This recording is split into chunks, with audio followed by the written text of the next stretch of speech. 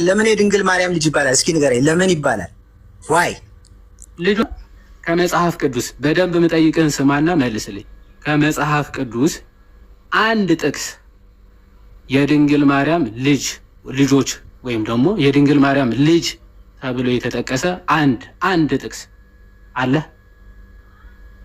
ጀምሮ ስነግድ ነበር እኮ ስለ ማርያም ልጆች፣ ስለ ማርያም ልጅ መውለድ መጽሐፍ ቅዱስ የማውራት ኮንሰርን የለውም። ግን የተጻፈው አስዩር ሪፈረንስ የምትጠይቅ ከሆነ ሪፈረንስ ግን አንተ ከምትለው በላይ እኔ ብዙ ሪፈረንስ አለኝ። ማርያምን እንደወለደች የሚያሳይ ኢየሱስ ክርስቶስ ወንድሞች እህቶች እንዳሉት የሚያሳይ ሪፈረንስ አለኝ ነው ምን። እሺ ወዳጄ ብዙውን ተው። አሁንም የምጠይቅህን ስማና አንድ ጥቅስ ከብዙዎቹ አንድ ጥቅስ ነው የጠየቁ። እባክህ ከብዙ ሪፈረንስ አለኝ ብላል።